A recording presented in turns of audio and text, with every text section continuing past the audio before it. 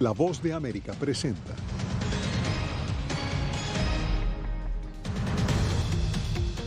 Decenas de migrantes son hallados sin vida en Texas, una nueva tragedia que enluta la frontera México-estadounidense. Motín carcelario en Colombia deja más de 50 reclusos fallecidos. Donald Trump sabía que asaltantes al Capitolio iban armados, le dice al Congreso una ex colaboradora. Y una delegación estadounidense visita Caracas por segunda vez este año.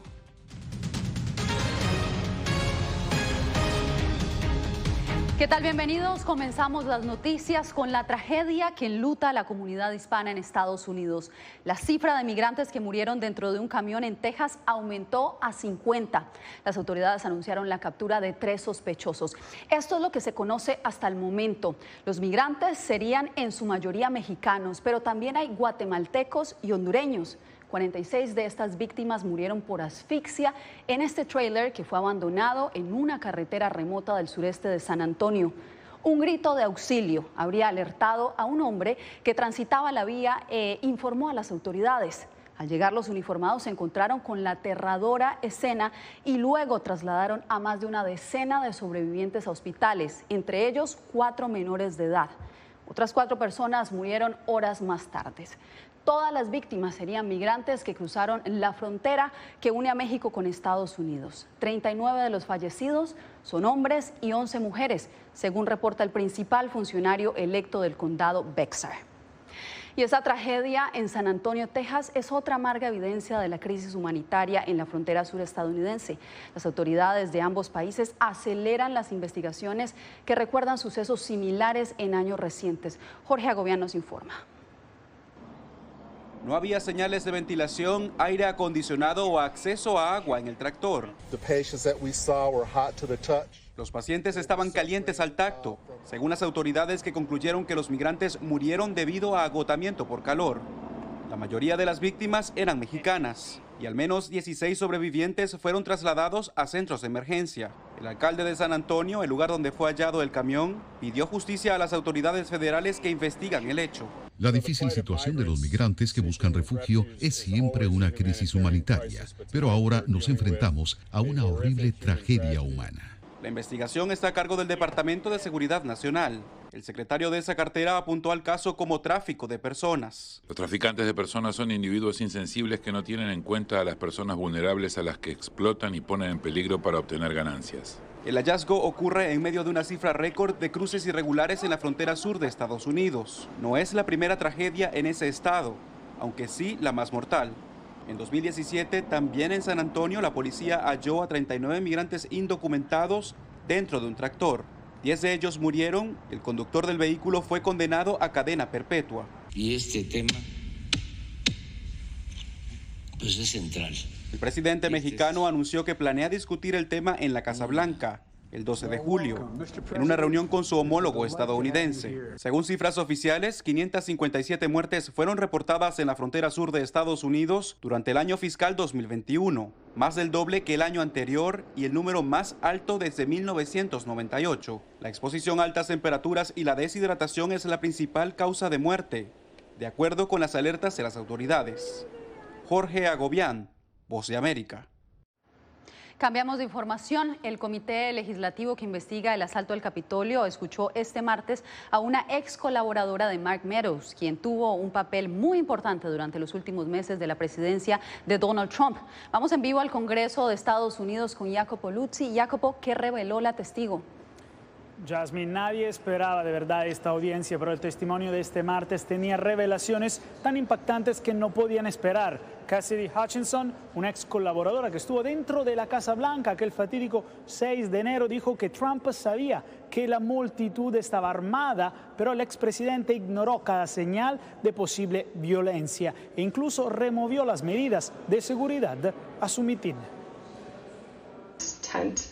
Estaba cerca de una conversación en la que escuché al presidente decir algo en sentido de, ya sabes, no me importa que tenga armas, no están aquí para lastimarme, quítense los detectores de metales, dejen de entrar a mi gente y puedan marchar al Capitolio desde aquí, dejen entrar a la gente y quiten los detectores de metales.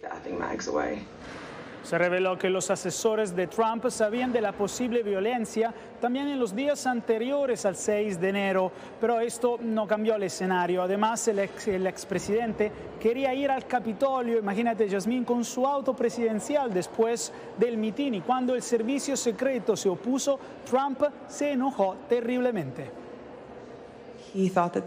Pensó que iban al Capitolio y cuando Bobby le dijo, no vamos, no tienes los recursos para hacerlo, no es seguro, vamos a volver al ala oeste. El presidente tuvo una respuesta muy fuerte y muy enojada a eso. Tony lo describió como iracundo. El presidente dijo algo en el sentido de, soy el presidente, llévame al Capitolio ahora. A lo que Bobby respondió, señor, tenemos que volver al ala oeste. El presidente se estiró hacia la parte delantera del vehículo para agarrar el volante. El señor Engel lo agarró del brazo y dijo, señor, debe quitar la mano del volante. Vamos a volver al ala oeste. No vamos al Capitolio. Según el testimonio de Hutchinson, desde la 1 de la tarde la Casa Blanca conocía la posibilidad de violencia en el Capitolio y lo que estaba ocurriendo, y por eso las personas cercanas al presidente, incluido su hijo mayor, trataron de convencer al mandatario, el exmandatario, a decir algo para detener la violencia. Sin embargo, Trump esperó horas antes de hablar y hoy el presidente en las redes sociales dijo que Hutchinson no estaba cerca de él y lo que dijo no es verdad. Gracias, Jacopo. Y después de esta audiencia, el comité volverá después del 11 de julio para revelar aún más detalles sobre lo que supuestamente hizo Trump ese 6 de enero. Y otra tragedia sacude a Colombia. Más de 50 reclusos fallecieron tras una pelea que terminó incendiando un centro penitenciario en el municipio de Tuluá, en el departamento del Valle del Cauca. Jair Díaz nos trae el informe. Un incendio desatado la madrugada de este martes en una cárcel colombiana desató una tragedia que hasta el momento deja 52 personas muertas y más de 30 heridos tras una riña entre los internos, según las autoridades. Se atacaron con objetos contundentes, posiblemente pudo haber heridas con armas blancas artesanales. Una vez entra la Guardia a controlar, pues tenemos la novedad del incendio. Angustia viven los familiares a las afueras del centro penitenciario porque aún no tienen la información completa sobre el suceso y no saben si su familiar sigue vivo. Esperando a ver que nos den respuesta. Pero de la celda 9, como está al lado de la 8, por más que sea, no te preocupa porque no tiene que ver qué. Lo único que pido es que nos den pronta respuesta a las personas que están fallecidas y que están en diferentes centros de hospitales. El ministro de Justicia, Wilson Ruiz, lamentó el hecho y afirmó que este centro tenía un hacinamiento considerable. Que el centro de reclusión de Tuluá registra un 17% aproximadamente de hacinamiento, incluso en los centros de reclusión que menos hacinamiento presenta. Por eso hacemos un llamado nuevamente a los alcaldes y gobernadores para que empiecen a construir centros de reclusión transitorio. El presidente electo de Colombia, Gustavo Petro, afirmó que replanteará la política carcelaria para evitar este tipo de tragedias. Jair Díaz, Voz de América, Bogotá. Madrid se prepara porque mañana empieza la cumbre de la OTAN a la que asistirán 40 líderes mundiales. Y justamente el presidente Joe Biden ya llegó a la capital española en su primera visita a España como mandatario. Biden se reunió con el presidente del gobierno Pedro Sánchez y también con el rey Felipe VI. Nos conectamos en vivo con Julia Riera, quien se encuentra en Madrid. Julia, ¿sobre qué conversaron en estas reuniones iniciales? Yasmín, en una rueda de prensa que tuvo lugar después del encuentro, el presidente estadounidense Joe Biden definió a España como un aliado indispensable y dijo que van a trabajar para ampliar la flota de descargadores navales de la base estadounidense ubicada en Rota, en el sur de España. Por otro lado, Biden también afirmó que van a cooperar para reforzar las democracias en América Latina. Por su parte, el presidente español, Pedro Sánchez, agradeció a Biden por haber reconducido las relaciones transatlánticas y señaló que durante el encuentro también conversaron de otros temas como la ciberseguridad y la migración. Vamos a trabajar en nuestro acuerdo para aumentar el número de destructores navales en la base naval de Rota, en España, lo cual también acentuará la relación bilateral de defensa entre España y los Estados Unidos. Esperamos que ocurra cuanto antes. Que nos enfrentamos, yo diría que al mayor desafío para la paz en Europa desde el final de la Guerra Fría, hoy Estados Unidos y España nos hemos comprometido a profundizar en nuestra cooperación en materia de seguridad y de defensa. Julia, está previsto. Justamente te iba a decir, Julia, mañana inicia esta cumbre que es muy importante en el contexto de la guerra en Europa del Este. ¿Cuáles son las expectativas? Yasmín, está previsto que durante la cumbre los países miembros definan la hoja de ruta que van a seguir durante la próxima década y también aborden la adhesión de nuevos miembros como Suecia o Finlandia. También se espera que tengan conversaciones sobre temas difíciles como puede ser el cambio climático o los ataques híbridos. Por otro lado, como bien comentabas, esta cumbre cobra especial relevancia hoy en día en un contexto en el que las tropas rusas siguen avanzando en Ucrania. Precisamente el secretario general de la OTAN avanzó en el día de hoy que los países miembros van a reforzar su apoyo a Ucrania. We will agree a comprehensive assistance package to Ukraine. Vamos a acordar un paquete de ayuda para Ucrania para apoyarles en el derecho a la defensa propia. Es extremadamente importante que estemos listos para continuar cooperando, porque Ucrania se enfrenta a una brutalidad que no hemos visto en Europa desde la Segunda Guerra Mundial. El presidente estadounidense Joe Biden buscará reunirse mañana con su homólogo turco después de conocer en el día de hoy que Ankara ha levantado el veto a Suecia y Finlandia para que esos países puedan adherirse a la OTAN. Era nuestra corresponsal Julia Riera reportando desde Madrid, España. Gracias, Julia. Y usted quédese porque al volver, la sentencia del tribunal en Nicaragua contra el párroco de una iglesia.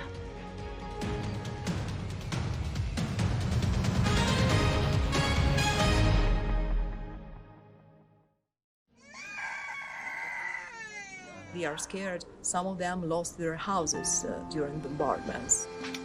Si quieres conocer más de estas historias, conéctate en Boa Plus con Alas que Ayudan y viaja con la Voz de América en el avión que un piloto argentino puso a disposición de más de 1000 ucranianos, con niños, mujeres y personas con enfermedades que escaparon de su país, que huyeron de la guerra en busca de refugio hasta que lograron reparar sus alas rotas.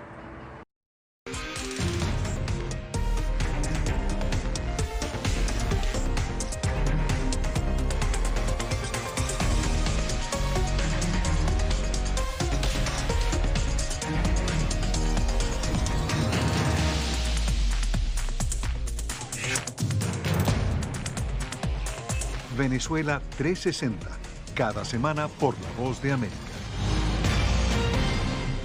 ¿Qué tal? Desde Washington comienzan las noticias en El Mundo al Día. Día a día, desde la capital de Estados Unidos y donde se producen las noticias que más te impactan. El objetivo es llegar al otro lado de la frontera para pedir asilo. La Voz de América te conecta con El Mundo al Día, los hechos más allá de la noticia, para que tomes decisiones bien informadas, en el lenguaje que quieres, donde quieras y como prefieras. Conéctate con El Mundo al Día. Actualidad. Nos vamos a ver otra cepa nueva y otra cepa nueva. Análisis. En realidad, mucha de esta gente va a quedar parada de nuevo y va a ser una tragedia humana. Debate. Dejen la obsesión. La obsesión la tienen ustedes. Con la información más allá de los titulares. El tema energético es algo que se está analizando. La inflación es un problema global. 30 y 50 metros están ya las tropas. Su respuesta, doctor. Todas las semanas por La Voz de América.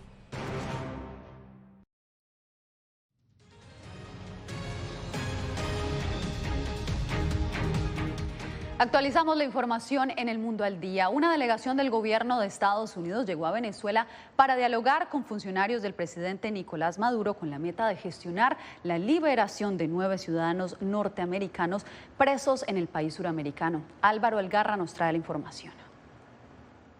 Funcionarios de la administración de Joe Biden están de nuevo en Venezuela, en su segunda visita de 2022, luego de años de relaciones rotas y hostilidades. El presidente Nicolás Maduro, durante acto televisado, confirmó que los enviados llegaron al país y se reunieron con Jorge Rodríguez, presidente de la Asamblea Nacional y representante del gobierno chavista en las negociaciones con la oposición.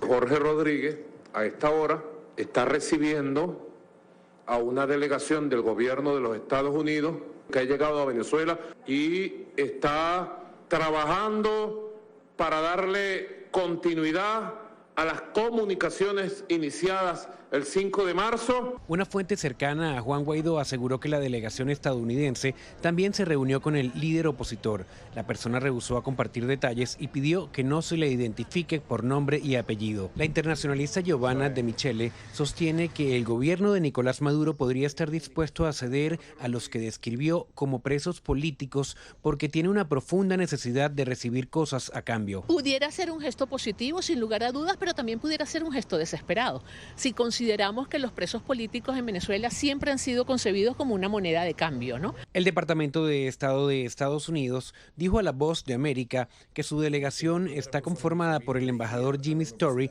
y Roger Carstens, enviado presidencial para gestionar la libertad de estadounidenses cautivos. Álvaro Algarra, Voz de América, Caracas. En Ecuador, el presidente Guillermo Lasso anunció este martes que rompió el diálogo con la mayor organización política del país después de que un soldado muriera y 12 resultaran heridos cuando una turba atacó a un convoy militar que transportaba combustible. La Confederación de Nacionalidades Indígenas inició hace más de 2 semanas una huelga nacional indefinida que se ha caracterizado por manifestaciones violentas y cierre de vías. Ellos buscan respuestas para lograr una rebaja del precio de los combustibles y resultados para la derogación de los decretos de política petrolera y de explotación minera. Una condena de 2 años en prisión deberá cumplir un sacerdote nicaragüense hallado culpable por supuestas amenazas contra 5 ciudadanos. Organismos de derechos humanos aseguran que el caso es una persecución política para perjudicar a la Iglesia Católica. Donaldo Hernández nos explica. El sacerdote nicaragüense Manuel Salvador García fue condenado a 2 años de prisión por supuestamente amenazar con arma blanca a 5 personas en el municipio de Nandaime, a unos 70 kilómetros al sur de Managua. Inicialmente, el cura había sido acusado por supuesta violencia grave contra una mujer, pero en una audiencia la presunta víctima negó los hechos. La defensora de derechos humanos Vilma Núñez considera que hay inconsistencias en el proceso y lo considera un caso político. El padre es un perseguido político que se le está persiguiendo a través de la instrumentalización del Poder Judicial y de una criminalización sin fundamento. La razón política es la persecución en contra de la Iglesia. Organizaciones de derechos humanos y opositores incluyeron a García en una lista de presos políticos, elaborada ante una eventual negociación con el gobierno de Daniel Ortega. Dios lo que quiere es que los sacerdotes se vayan porque es la única voz que no han podido callar. Según el opositor Gabriel Putoy, existe una nueva escalada represiva contra la Iglesia Católica. Las iglesias están vigiladas, están llenas de paramilitares, están asediadas. Sin embargo, el juez Jaime Aguilar fue firme en su sentencia contra el cura, mientras la Asamblea Nacional sigue discutiendo una supuesta consulta ciudadana que recomienda encarcelar a sacerdotes que participaron en lo que llaman intento de golpe de Estado. Donaldo Hernández, Voz de América. En breve, un juez estatal anula una ley que permitía a extranjeros votar en la ciudad de Nueva York. Esto y más cuando regresemos.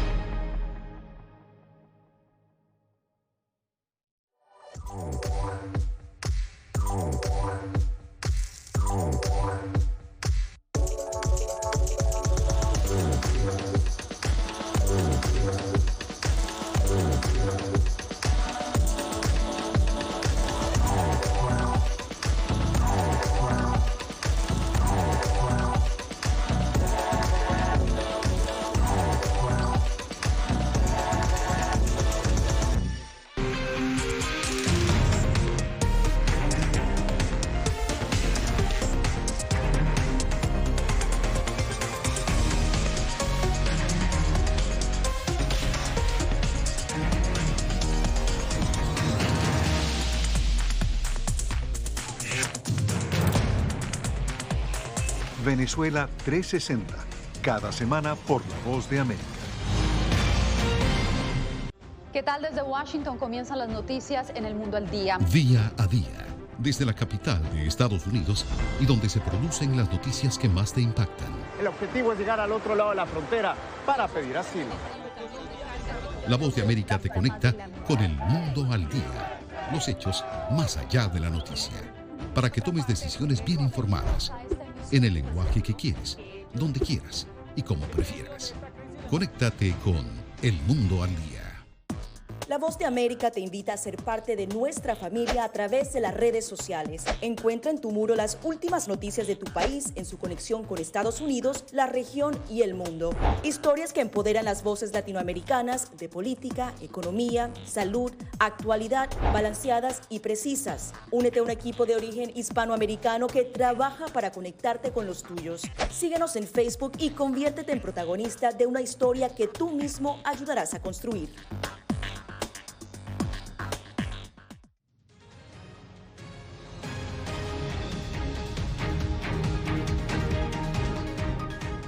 Nueva York se había convertido en la primera gran ciudad de Estados Unidos en otorgar el voto para elecciones municipales a extranjeros, pero un juez del Tribunal Supremo de Staten Island anuló esta posibilidad. Ángela González nos trae las reacciones que con esta decisión, además, migrantes pierden la posibilidad de ejercer su derecho al voto en este estado. Veamos la historia.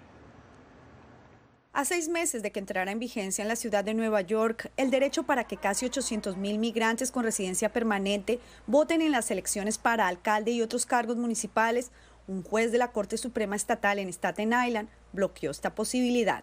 Es una pena, ¿qué más se le puede decir? Que si los otros votos, la gente que quieren que ganen no pueden ganar. La norma que había sido aprobada en diciembre pasado fue declarada inconstitucional por contradecir directrices que solo permiten votar a ciudadanos, luego de que detractores republicanos y un grupo de votantes la impugnaran. Otra coalición de organizaciones prepara una apelación. Y estamos esperando que esta apelación se haga muy pronto porque ya estamos empezando a organizar, estamos asegurándonos que las personas estén registradas a votar. Y ya cuando digan que sí tenemos el sí, obviamente vamos a asegurarnos que podamos registrar a los demás. Algunos demócratas aprueban que residentes legales puedan sufragar localmente en la Gran Manzana. Debía de ser toda la población si es una cosa local. Si es para presidente de Estados Unidos, ya la cosa cambia. Pero el presidente del Partido Republicano de Nueva York dice que es un derecho solo para ciudadanos y que los demócratas se excedieron en la autoridad que la Constitución le otorga al Estado. Se espera que se interponga una apelación en un tribunal superior en los próximos 3 meses antes de que el fallo entre en vigencia el próximo mes de enero. Ángela González, Voz de América, Nueva York. Honduras ha tomado nuevas medidas para mitigar el constante aumento en el precio de los combustibles ante la previsión de que la tendencia se mantendrá durante las próximas semanas. Veamos el informe que nos preparó Óscar Ortiz. Como cada semana en Honduras y en Centroamérica, los precios de los derivados del petróleo experimentaron un aumento en la gasolina super, regular y diésel. De esta manera, el galón 3,8 litros de gasolina regular cuesta el equivalente a $5,18 y el de diésel cuesta el equivalente a $5,10.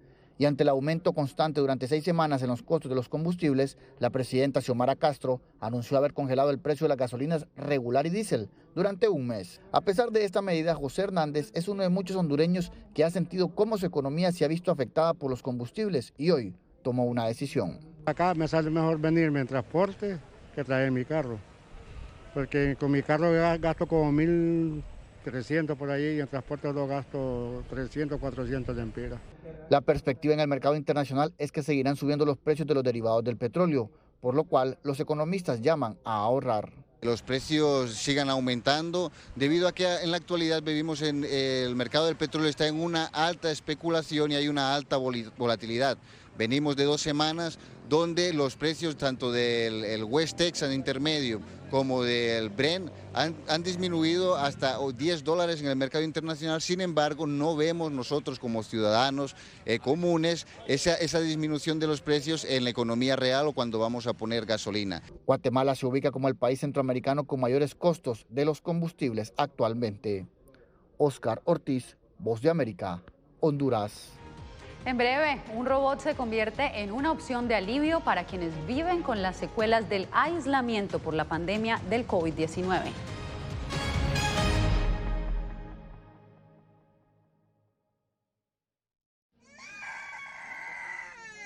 They are scared. Some of them lost their houses during bombardments. Si quieres conocer más de estas historias, conéctate en VOA Plus con Alas que Ayudan y viaja con La Voz de América en el avión que un piloto argentino puso a disposición de más de 1000 ucranianos, con niños, mujeres y personas con enfermedades que escaparon de su país, que huyeron de la guerra en busca de refugio hasta que lograron reparar sus alas rotas.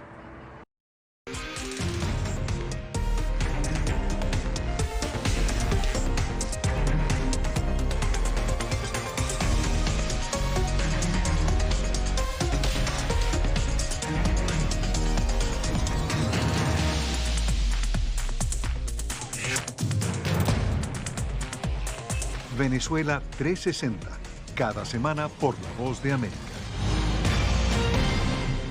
¿Qué tal? Desde Washington comienzan las noticias en El Mundo al Día. Día a día, desde la capital de Estados Unidos y donde se producen las noticias que más te impactan. El objetivo es llegar al otro lado de la frontera para pedir asilo. La Voz de América te conecta con El Mundo al Día, los hechos más allá de la noticia, para que tomes decisiones bien informadas, en el lenguaje que quieres, donde quieras y como prefieras. Conéctate con El Mundo al Día. Actualidad. Pues vamos a ver otra cepa nueva y otra cepa nueva. Análisis. En realidad, mucha de esta gente va a quedar parada de nuevo y va a ser una tragedia humana. Debate. Dejen la obsesión. La obsesión la tienen ustedes. Con la información más allá de los titulares. El tema energético es algo que se está analizando. La inflación es un problema global. 30 y 50 metros están ya las tropas. Su respuesta, doctor. Todas las semanas por La Voz de América.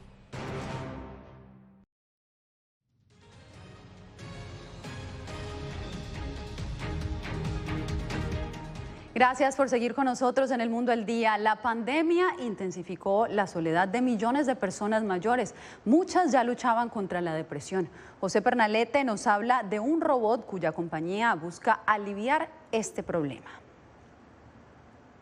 David Kelly está a punto de disfrutar un café matutino con Ellie Q, su compañero robot. ¿A dónde queremos ir en el mundo virtual? David le pide a su robot hacer una visita virtual a París. Magnífico. Siéntese y disfrute de las vistas y los sonidos. Cada mañana, Ellie Q lleva a David a una visita virtual a un café diferente en todo el mundo. Es una de las ventajas de vivir con un robot de asistencia. Fue un regalo para David de su pareja Greg Allen. Yo no era muy fan al principio. Una vez que comencé a interactuar con ella fue como increíble. Con inteligencia artificial, sensores incorporados y controles de voz, Ellie Q se encuentra en una nueva clase de robots que, según los expertos, desempeñarán un papel cada vez más importante en la vida de los adultos mayores. Simplemente no ha habido robots que hayan sido lo suficientemente sofisticados como para estar listos para ser utilizados por personas reales. Estamos viendo robots que pueden implementarse en el mundo real con personas reales. Esta tecnología, además de entretenimiento, puede monitorear las condiciones de salud de su usuario. ¿Me puede decir qué lectura de glucosa en sangre obtuvo hoy? También David dice que Ellie Q incluso brinda algo de consuelo emocional, ya que le recuerda a su hermana quien murió hace 9 años. Entro a Ellie Q y su voz me recuerda a mi hermana. Simplemente me hace sentir bien que sea como esa conexión que tuve con mi hermana. José Pernalete, Voz de América, Miami. Recuerde que para estar bien informado nos puede visitar en vozdeamerica.com y seguirnos en nuestras redes sociales. Encuéntrenos como @vozdeamerica en Facebook, Twitter e Instagram. Bien, y Brasil es conocido a nivel mundial por su carnaval de Río de Janeiro, pero otra gran fiesta hace honor a sus tradiciones. Se trata del Festival Boi Bumba de Amazon, que se lleva a cabo cada año en la Amazonía brasileña, donde miles de personas celebran el color, la música y su folclore. Durante 3 días, varias agrupaciones artísticas han presentado coloridas actuaciones que reviven mitos y leyendas propias de la Amazonía. Bien, y a ritmo de música nos despedimos hoy. Gracias por informarse con nosotros en El Mundo al Día. Recuerde que nos esperamos mañana nuevamente si usted quiere tener más noticias e informarse de Estados Unidos, Latinoamérica y el mundo.